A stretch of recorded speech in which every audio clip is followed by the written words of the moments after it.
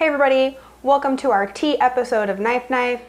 We're gonna be doing tomatoes. As you can see, this looks a little different from the tomatoes you're probably picturing in your mind because it is green. You're probably thinking, hey, that's not ripe. Tomatoes are perfectly edible when they're green. I personally think they're even better. When tomatoes are unripe or still green, they are very tangy. They have a little bit more firmness, and so you can kind of bite into them a little better. I really enjoy the flavor a little bit more. Today we are going to be frying these because I think that is the best way to eat green tomatoes. I mean, there are plenty of ways, but that's what we're doing today. Let's get started.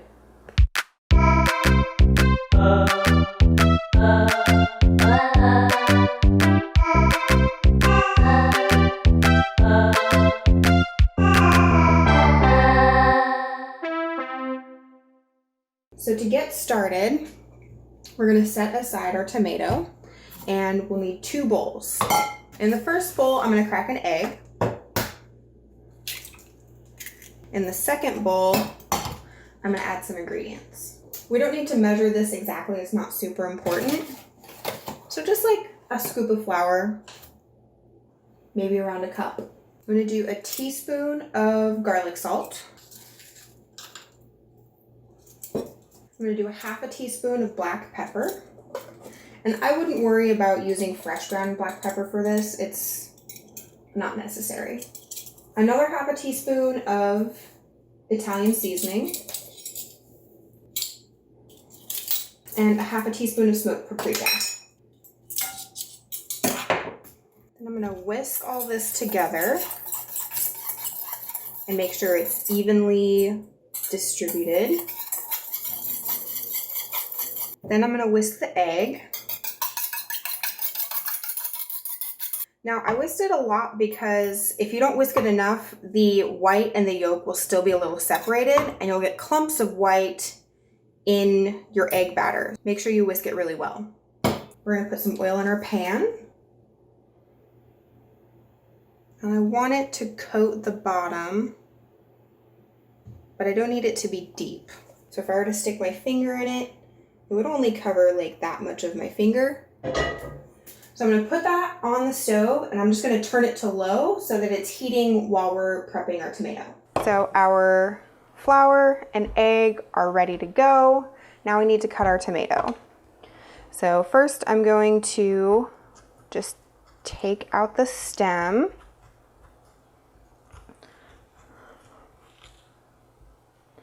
Throw that into the trash bowl. And I'm going to take off the end, throw that into the trash bowl. And then I want to do fairly thick slices. Because what's going to happen is I'm going to fry this and I want to be able to like chew on it. Also, if I cut it too thin, it'll just disintegrate as soon as it hits the hot oil. So then you're just left with nothing. You're just left with like crispy flour. You want to get at least a 1/2 inch. It's going to come out much better. So we've got a few slices, and then right here, I'm just going to take off a tiny bit of the very top, just so that it has a flat surface to lie on. So what I'm going to do with these, so I'm going to put everything onto the cutting board, and then we'll take it all over to the stove, and then we'll just assemble everything over there. So it's going to be dipped and then put directly into a hot frying pan, so that way it doesn't have time for like the flour to get too gooey. Come on, guys.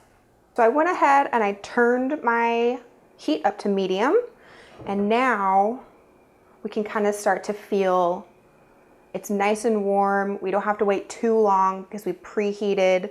What I'm going to do to test to make sure it's hot enough for me to put my tomatoes in is just put a little bit of water on the tip of my finger and sprinkle it in. And if it sizzles and kind of splatters a little bit, it's hot enough for me to put my tomatoes in. Yep, see, right there. So I'm going to take and I'm going to dip on either side. And then I'm going to dip, I'm going to dip. I'm going to do that one a couple rotations, and then I will set in the pan. And ideally you would do the wet and dry ingredients with different fingers, but I'm holding this with my other hand, so I really can't.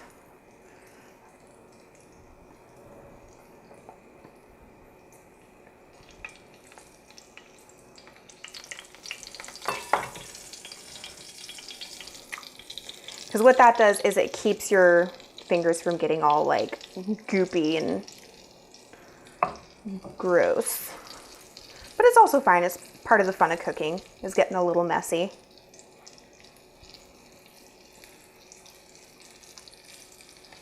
I just want to make sure it's nicely covered with egg. And there we go. And so what I'm going to do is I'm going to set a timer for 3 minutes, and then we'll check the underside, see how it's doing. And during that time, I'll start washing up my dishes, so then I won't have anything to deal with when I'm trying to eat. It is time. Let's check our first one. Oh gosh. And that is beautiful. That lovely brown color, that's what we want.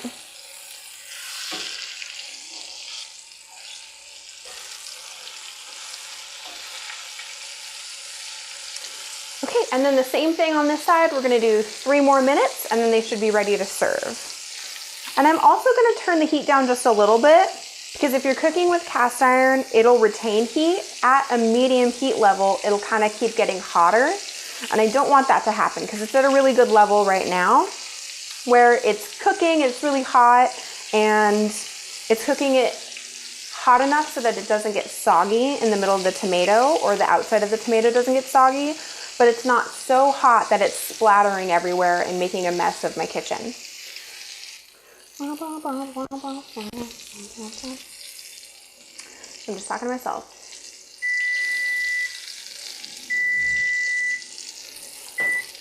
Take a look. And yes, it's perfect on both sides. So I'm going to turn the heat off. I'm going to grab my plate.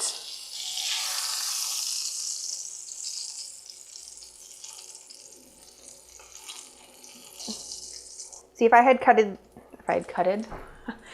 cut these thinner, they would just fall apart when I tried to pick them up.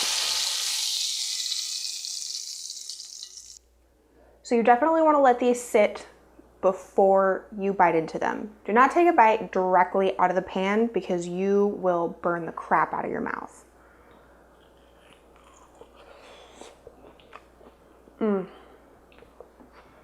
They are so good.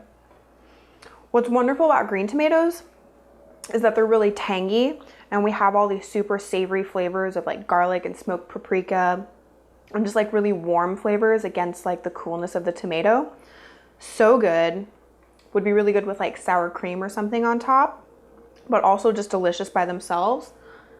Maybe just a little more salt, which I didn't want to add on before because they would have drawn out a bunch of moisture from the tomatoes. It would have made it harder to fry them. So sprinkling on salt afterwards is important. Let's do a little more. Here you are, fried green tomatoes, a wonderful treat. One tomato could easily be like a lunch for a single person. Really good for you, super delicious, fairly healthy, so eat it. I hope you all enjoy. I'm gonna put my Instagram handle down below in the description. If you end up making this, make sure to tag me. I would love to see what you did differently, or if you liked this particular recipe, just let me know how it came out for you, or if this video worked well in teaching you how to do this. Show me your photos. I'd love to see them, and stay tuned for our next episode. All right, see ya.